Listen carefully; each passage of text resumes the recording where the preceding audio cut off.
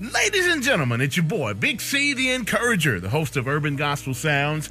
And as always, I am blessed and highly favored of God to get the opportunity to talk with some of the best and brightest stars, producers, ministers, pastors, book writers, actors, and actresses across the country. And today is no exception. I've got a woman of many hats on the line with me today. She's a wife, mother, writer, teacher, public speaker, CEO, chauffeur, and cook. I'm telling you guys, she's just constantly changing hats and is good at all of them. I have Sylvia Lucas on the line with me, who's just written a brilliant, brilliant book, Brighter Side of Darkness. And I want you guys to hear about that and hear her heart about this particular book. It's an awesome book, and you need to go pick it up. Miss Lucas, how is your day going for you today? My day is absolutely wonderful, especially all those wonderful accolades and just those awesome things that you said about me. Hey, I can't win. I can't lose. I'm just on fire after hearing all of that. So I'm ready, and I am so grateful and blessed to be a part of this show, and I'm just looking forward to this interview today.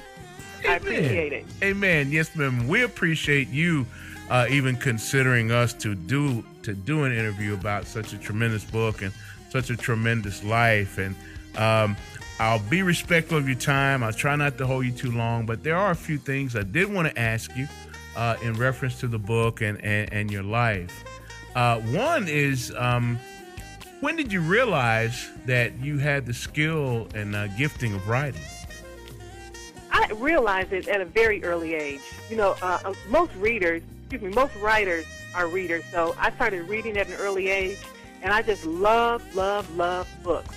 And I entered an essay contest at the age of 12. I wrote about Dr. Martin Luther King Jr. It was a district-wide essay contest in the Chicago area where I lived at the time when I was a child, and I won first place. I beat out hundreds of other kids in the contest, and ever since then, I just felt empowered. I mean, beating out like 100 kids to win first place. I mean, I was like a celebrity. I mean, the school had newspapers coming to the school taking pictures, and I had this big old trophy. I mean, it was as big as me. So I knew that I had something. When I received all of that, I knew that I was onto something, and that just sparked my interest to even go further. So that's really how it started. Amen. Amen. So you're a veteran to this. You've been doing this for quite a while then. I've been writing for a long time, but I didn't publish until recently. I've always been writing, like I said, ever since I was a child. But having all those hats, wearing all those hats, finally God said, it's time. It's time for you to sit down and finish what you started. And that's what I did. I said, okay, God, I'm going to be obedient, and I will do what you brought me here to do. Amen. Amen. Well, there's one question, because I did read over your bio, and I did read through. I didn't get a chance to finish the book, but I did read through a lot of it, and yes, just sir. Noticing some things there. This is a question that I wanted to ask you. Has adversity been your friend or your enemy? Actually, adversity can be a friend, because adversity will are negative. They'll tell you things that you can't do, but if you listen to those negative forces and you believe them, then you won't be able to accomplish what you were here to do. But I took the adversity as saying, I'm going to do it in spite of. I'm going to do it in spite of. My son got sick right about the peak of the time I was writing this book. He was hospitalized. He was in a situation where it was life or death. And that was adversity for me. But I said, I'm going to prevail. I'm going to keep praying. I'm going to keep believing. I know that I'm going to have trials and tribulations because God said it in His Word. I said I just got to stay focused and believe and have faith in spite of the adversity. But winners prevail through adversities, and that's what I wanted to be. I wanted to be a winner, and so I wasn't going to let anything stop me, because I knew I had the prophecy of being a writer and empowering women and speaking into people's lives. And if I didn't do that, then the prophecy would have been aborted. So I had to do what God sent me to do.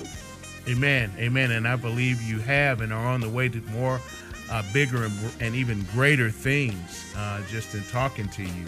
Well, now in the book, Yes, ma'am. You are quite welcome. Well, in the book, Brighter Side of Darkness, is Donna Brown's life a parallel to yours? In some ways, but no, she was totally different from me because I grew up with both my mother and father in the household. My parents married at an early age. Mm-hmm. They're still married today. But Donna did not grow up with her parents. She came from a broken home, and she was raised by her grandmother. And she's a lot younger than me, too. But in a sense that she's similar is that I've always been into radio and television. When I was a little kid, I was the kid who was in front of the TV watching the news instead of the sitcoms. My highlight of the day was who was going to be on the news. I was into Carol Simpson and Max Robinson. Those were kind of people who were like role models for me on television. And I was a big newspaper person. I loved to read. So I made her character kind of similar to the things that I liked when I was growing up. So I made her a TV anchor woman. So in that sense, she's kind of similar. But other than that, no. Okay.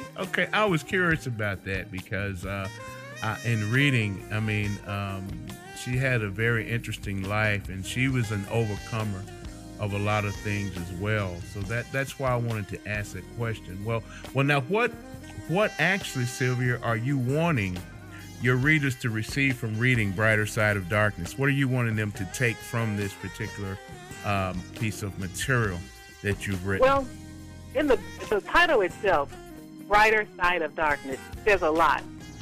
That title, the brighter side, is God. Through God, you have hope. Because God said it in His Word that we will have trials and tribulations. He did say that. Mm-hmm. But everybody's going to have dark days. The key to your darkness is having hope in the light of Christ. That's the key to you overcoming and achieving your goals, your dreams, is getting past those dark days. So you got to have hope. If you're going to accomplish anything in life, you got to have hope. And that brighter side is God, and God is hope. Because if you have hope, you do have God. You got to have hope if you're going to succeed in life. So without hope, you have nothing. So the brighter side of darkness is hope, which translates to having God in your life. Amen.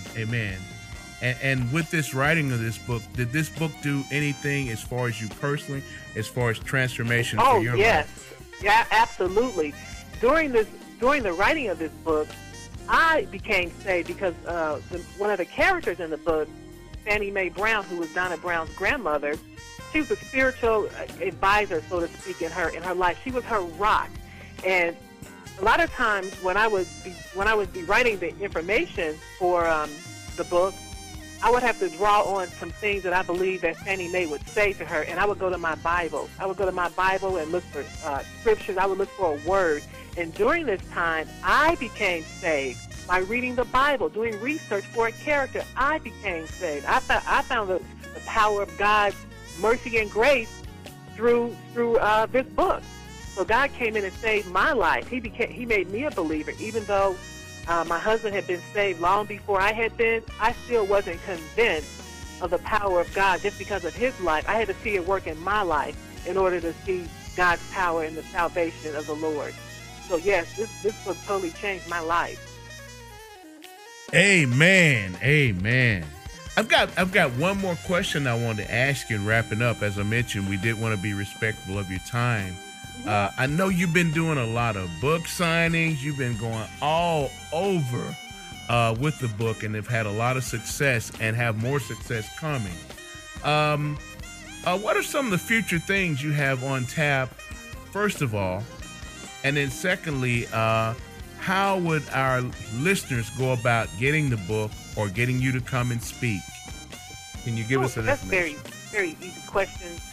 I have some things coming up where I'll be going to the National Black Book Festival in Houston. And I also have a website, www.sylvialucas.com, where they can book me for speaking engagements, as well as they can order copies of the book. I'm on Amazon and Barnes & Noble. I will also be doing plays. I plan on doing a play next year. There's going to be a follow-up book after this one here that I will have in the first quarter of 2013, somewhere around January, February. There will be a follow-up or a sequel to Brighter Side of Darkness. And I also have been talking to some people about a movie. So this is a possibility that Brighter Side of Darkness will be made into a movie. So we got a lot of things going on. I've been speaking, I will be speaking at some schools about leadership and making right choices. So I'm going all around, not just the book signings, but I'm doing speaking engagements. I'm motivating young people. I'm going to churches and women's conferences. So I'm letting God use me to be an empowerment to his people. And my main thing is that I want women, through this book, I want women to know that they don't have to settle for less. You may have some dark days, but you don't have to settle for less. And I want women to know that if they make right choices, they'll have better relationships. Amen. Amen. Well, now, guys, you've heard it for yourself right here on Urban Gospel Sounds with Miss Sylvia Lucas. Just wrote a brand new book, Brighter Side of Darkness.